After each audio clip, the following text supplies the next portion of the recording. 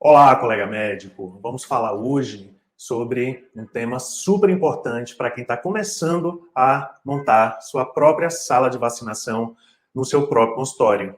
Então, é um tema que não pode passar em branco para quem está se organizando a ter o seu próprio serviço privado de vacinação. Meu nome é Rafael da Hora. Seja bem-vindo a mais um episódio do De Médico para Médico. Quando a gente pensa em serviço de vacinação, seja público ou seja privado, não pode passar em branco a ideia de analisar e dissecar a RDC Anvisa 197.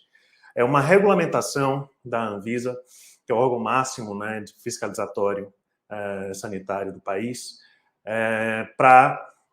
que define os requisitos mínimos necessários para você poder abrir um serviço de vacinação no seu próprio espaço.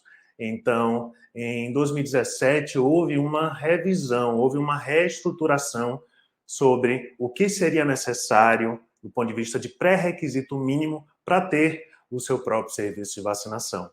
Então, a RDC esclareceu e definiu muita coisa em relação a isso, né? Então, como já falei, ela define tanto a nível público quanto a nível privado quais são esses requisitos mínimos, começando pelo alvará sanitário, né? Então, claro, como qualquer coisa nesse país, não se funciona sem alvará sanitário. Agora, o alvará sanitário para serviço de vacinação, ele é peculiar. Ele tem que ter um CNAE, uma classificação nacional de atividade econômica específica para isso. Então, tem que ter o CNAE de serviço de vacinação e imunização humana, para que a Vigilância Sanitária Municipal possa aprovar e dar o alvará para que você comece a funcionar o seu próprio serviço. Então, aqui eu peguei como modelo, como exemplo, o cartão do CNPJ da nossa clínica, de uma das unidades da nossa clínica, para vocês verem como funciona. Então, existem serviços de modo geral que nós realizamos, como médicos, procedimentos, consultas, que cada um tem seu respectivo CNAE, que é a classificação da atividade econômica. Para imunização, existe um CNAE específico, que é esse número que está com o círculo vermelho, que é o CNAE de Serviço de Vacinação e Imunização Humana. Vocês podem ver que o CNAE de vacinação, ele está como atividade principal. O que é importante anotar? Mesmo que o seu consultório, a sua clínica, naturalmente tenha como atividade principal o seu atendimento, os seus procedimentos, é importante elencar serviço de vacinação e imunização humana como atividade principal. Primeiro, porque é muito possível e provável que ela, em pouco tempo, já se torne a atividade principal do ponto de vista financeiro, né, pela escala, pelo volume de pacientes, e também do ponto de vista regulatório mesmo, né? Para que seu serviço funcione como serviço de vacinação, a atividade principal do seu consultório, da sua clínica, mesmo você atendendo, mesmo fazendo procedimentos relacionados com a sua especialidade, a atividade principal, a primeira que aparece tem que ser o código do CNAE, do Serviço de Vacinação e Imunização Humana.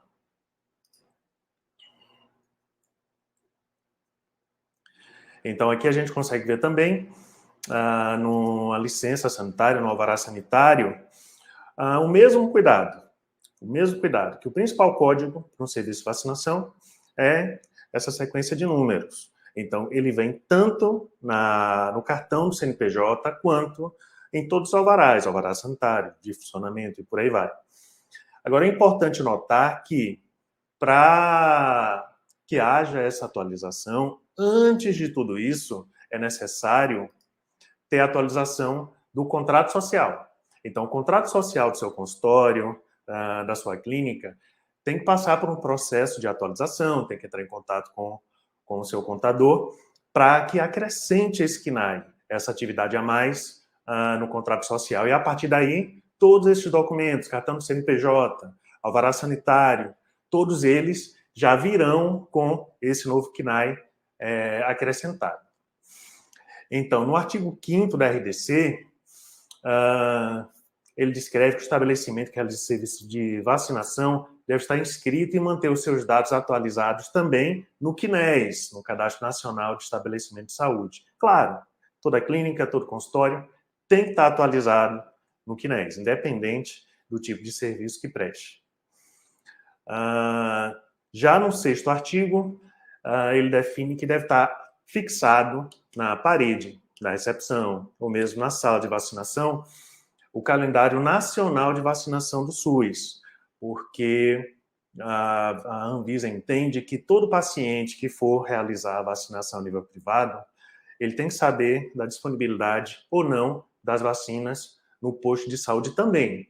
Então, ele opta se quer fazer na própria clínica ou se quer fazer no posto de saúde. Então, a Sociedade Brasileira de Imunizações, a SBIM, ela disponibiliza esse calendário, que é constantemente atualizado, com todas as vacinas disponíveis do nascimento até a terceira idade. Você pode observar que na lateral direita tem 3 colunas elencando as vacinas disponíveis, como sim ou não, na unidade básica de saúde, e as disponíveis na rede privada de vacinação. Então, é importante entrar em contato com a gráfica, fazer uma plotagem, fazer um adesivo e deixar fixado, seja na recepção ou mesmo na própria sala de vacinação. Então, isso é importante e é exigência da RDC 197 também. Se você está gostando do conteúdo, eu peço que curta e se inscreva no canal e compartilhe com aqueles amigos que precisam saber disso. Como todo serviço, é necessário ter um responsável técnico, que não se confunde com responsável legal. O responsável técnico é a pessoa, primeiro, legalmente habilitada do ponto de vista de que a formação, aquela formação, aquela capacidade que ela tem, permite que ela trabalhe com isso. Então, geralmente são profissionais de nível superior, como o próprio médico, enfermeiro, biomédico, farmacêutico. Essas formações, elas podem ser responsáveis técnicos por serviço de vacinação, então são legalmente habilitadas para isso, e o serviço de vacinação dentro de uma clínica, dentro do seu consultório, precisa dessa pessoa. Então você, como médico, pode ser o RT. Mas é interessante notar que para ser o responsável técnico pelo serviço, você precisa ter também um substituto. Então, a RDC define que tem que ter 2 responsáveis técnicos pelo serviço. Então, geralmente, você, como médico, fica como um responsável técnico e você precisa contratar uma enfermeira, um biomédico ou um farmacêutico para ocupar também a segunda posição, a primeira, né, como responsável técnico. Então, você pode pôr um enfermeiro como responsável técnico principal, você como substituto, ou vice-versa. Como for mais conveniente na sua realidade, no seu consultório. Tá? O importante, na verdade, é que a gente tenha realmente um colaborador, uma pessoa que acaba funcionando como o cérebro da clínica. Né? É um verdadeiro coordenador de toda a equipe, definindo rotinas, processos e estando ali supervisionando, né, as rotinas o tempo todo.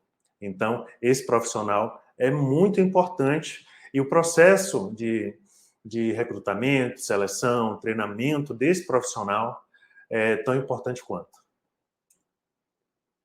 Então, vamos falar agora da infraestrutura da sala de vacinação. Então, eu tenho certeza que muita gente vai ficar surpresa como a RDC 197, de certa maneira, simplificou a estrutura mínima necessária para que o serviço comece a funcionar. Então, claro que existem outras normas da Anvisa, existe legislação também para pontos bem específicos, tá? Mas o que chama muito a atenção nessa RDC é a infraestrutura que ela exige. basicamente 3 espaços: área de recepção, sanitário e sala de vacinação. Você pode notar que até mesmo consultório não aparece nessa lista, né? Então, para que um serviço de vacinação funcione, tá, na sua clínica, no seu consultório, é importante ter esses 3 espaços.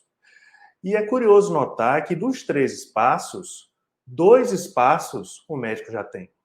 A área da recepção, separada da sala de vacinação, já existe. A própria recepção da sua clínica, do seu consultório, já está lá. Não precisa realizar investimentos do ponto de vista de adaptações, de ajustes na sua recepção. Da mesma forma que o sanitário também.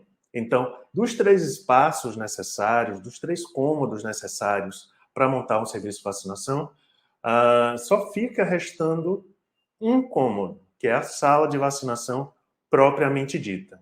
E vamos a ela. Você pode notar o seguinte, que esse espaço, essa fotografia eu extraí do Congresso Brasileiro da SBIM, né?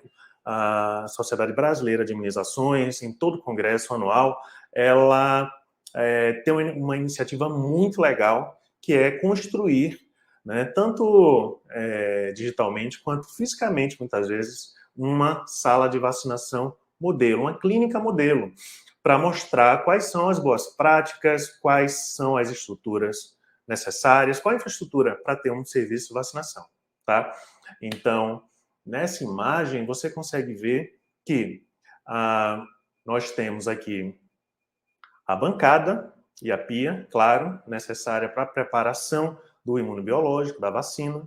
Então, tem que ser uma bancada impermeável para estar sendo constantemente lavada, higienizada. Além disso, é necessário ter uma maca, não que ela seja utilizada na vacinação em si, mas porque, eventualmente, pode ocorrer urgências, emergências dentro da sala de vacinação.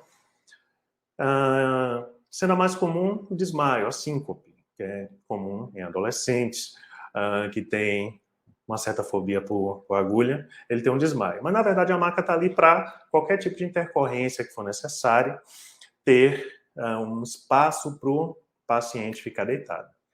Tá certo? Além disso, pode observar que tem uma mesa aqui na parte esquerda da imagem. Essa mesa ela é importante para impressos, eventualmente para um computador, para o sistema informatizado do serviço de vacinação. E, além de tudo isso, podem observar que tem cadeiras, lixeiros com pedal e tampa sempre, claro, em todo serviço de saúde tem que ser assim. E, principalmente, a câmara fria específica para a reserva de vacinas, aqui no lado direito da imagem. Então, a câmara fria, ela é um equipamento com redundância de segurança na cadeia de frio. O que é isso? Na falta de energia elétrica, ela está pronta para manter a temperatura das vacinas, porque as câmaras frias, hoje em dia, né, de todos os fabricantes, elas vêm com a bateria reserva de 24, 48 horas. Então, na falta de energia elétrica, a câmara fria mantém a temperatura da vacina ali naquela faixa dos 2 aos 8 graus Celsius, como tem que ser feito.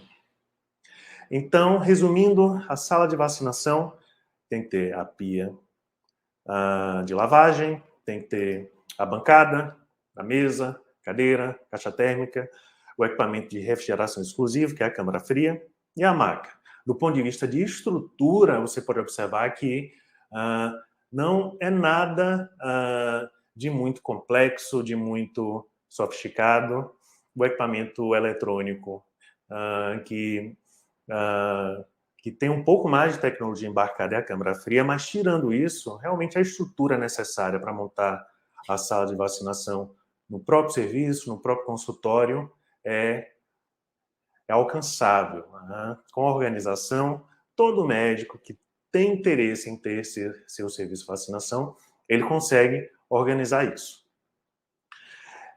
É interessante notar, né, que em outra regulamentação da Anvisa, ela define que a área mínima para uma sala de vacinação é de 6 metros quadrados. Então, pode observar que realmente não é uma sala muito grande para viabilizar, né, essa iniciativa do próprio serviço de vacinação.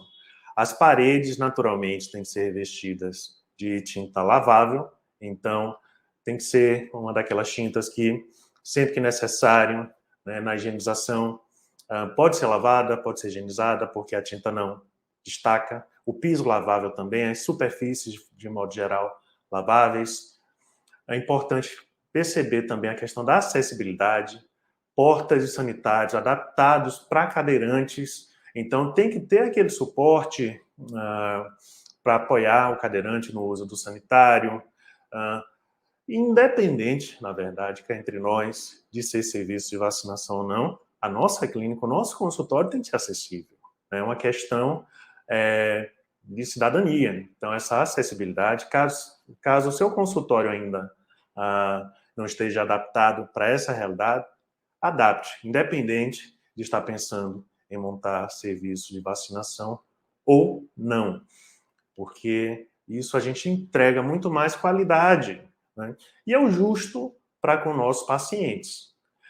Interessante notar também mais uma coisa. A parte elétrica de uma sala de vacinação, ela tem que ter um cuidado todo especial. Lembrando que as câmaras frias são equipamentos que a questão energética, né, a eletricidade tem que ser transmitida sempre de modo estável para a preservação da vacina, que ela é termolábil. Então, cada câmara fria tem que ter sua tomada exclusiva com seu disjuntor exclusivo. Então, tem que seguir as recomendações do fabricante. O fabricante sempre orienta, né, fazer uma pequena adaptação lá no quadro de disjuntores, adesivar o disjuntor relacionado com cada câmara fria, né? Quem está começando, geralmente começa com uma, então a câmara fria fica com o adesivo identificando para que, em caso de queda de energia, a gente saiba exatamente onde está o problema, verificar disjuntor e verificar com cuidado essa questão da rede elétrica da câmara fria, tá? Porque cadeia de frio é coisa muito séria. Então, um dos maiores cuidados com quem trabalha com imunização é essa questão da refrigeração da vacina do imunobiológico. Então, requer muita responsabilidade, requer muito cuidado por parte do responsável técnico, do responsável legal da clínica, para que essa vacina esteja sempre em bom estado, no estado adequado, ideal, para aplicação no consumidor final, que é o nosso paciente. Então,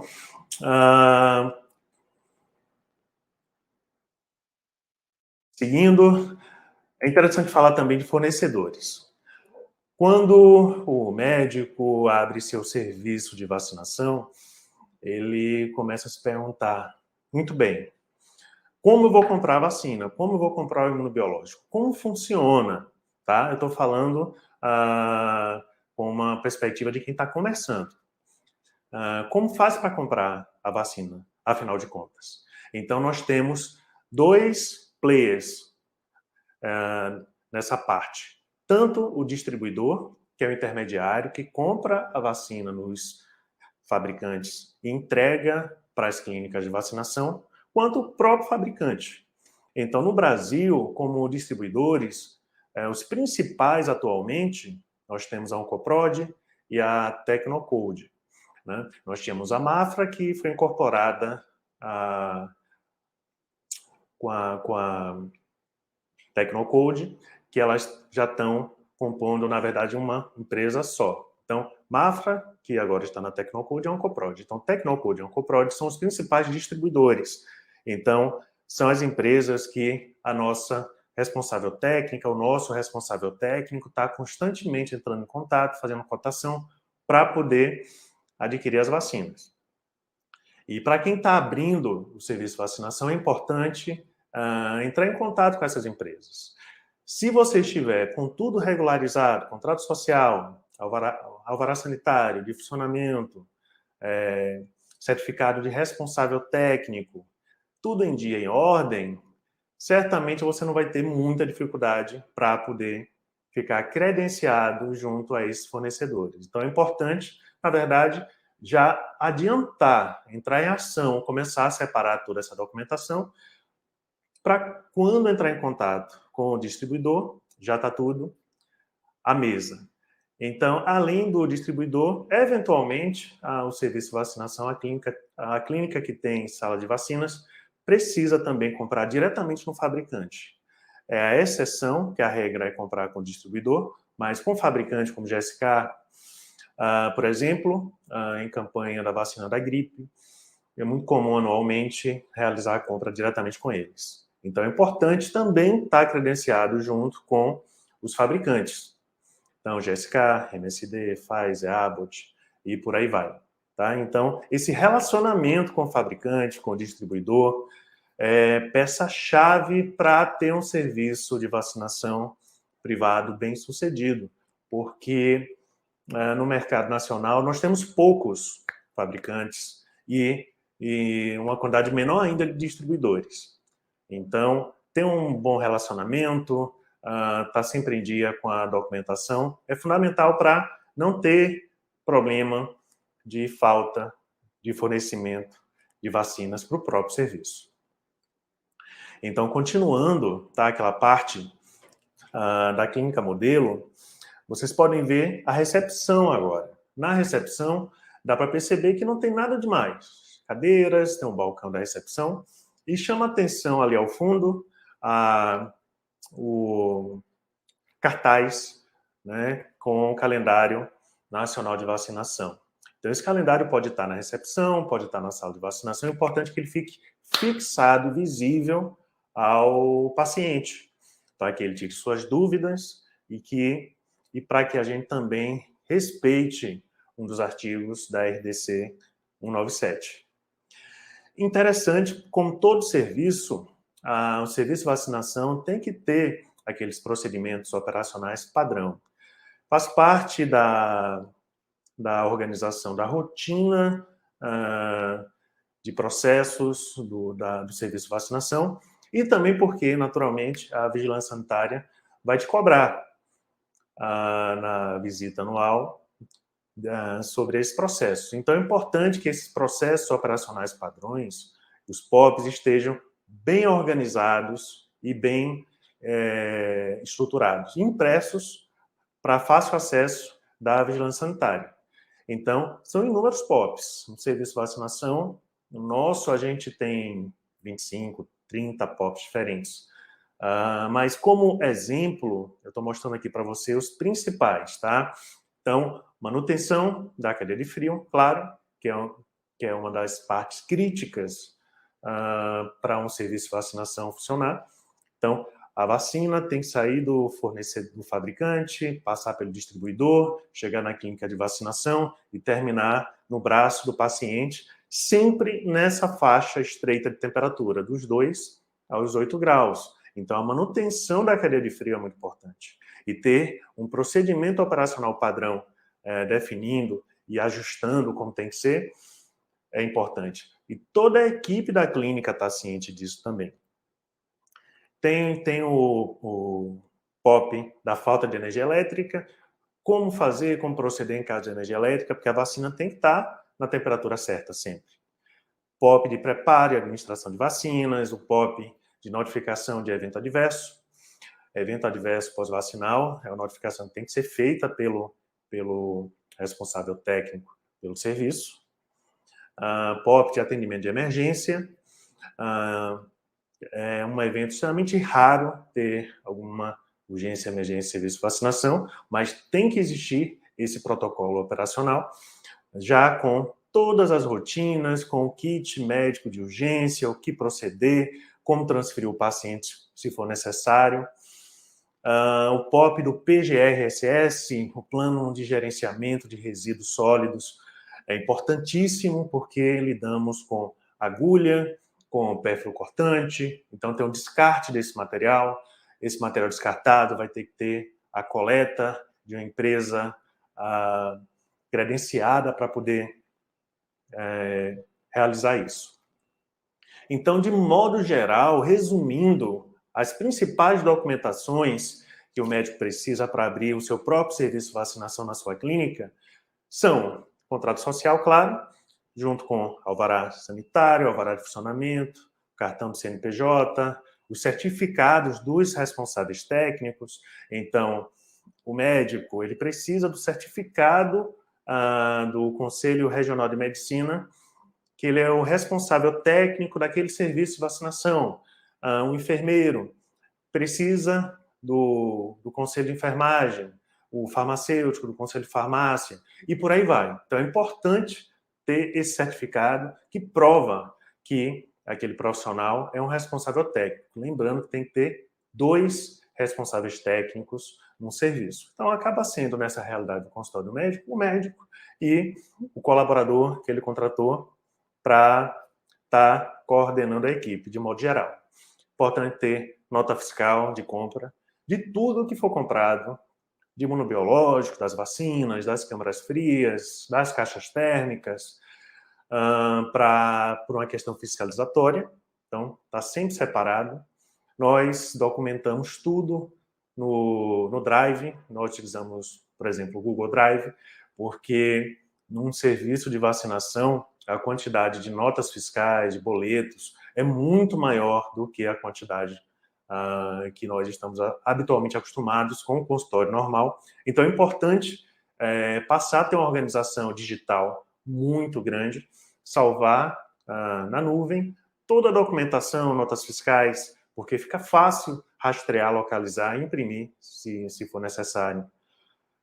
E, finalmente, o parecer do PNI municipal. O PNI, Programa Nacional de Imunizações, ele tem que dar um parecer favorável após realizar a visita, após fazer análise das condições do serviço de vacinação, se está atendendo aos requisitos mínimos, se está respeitando as normas da Anvisa.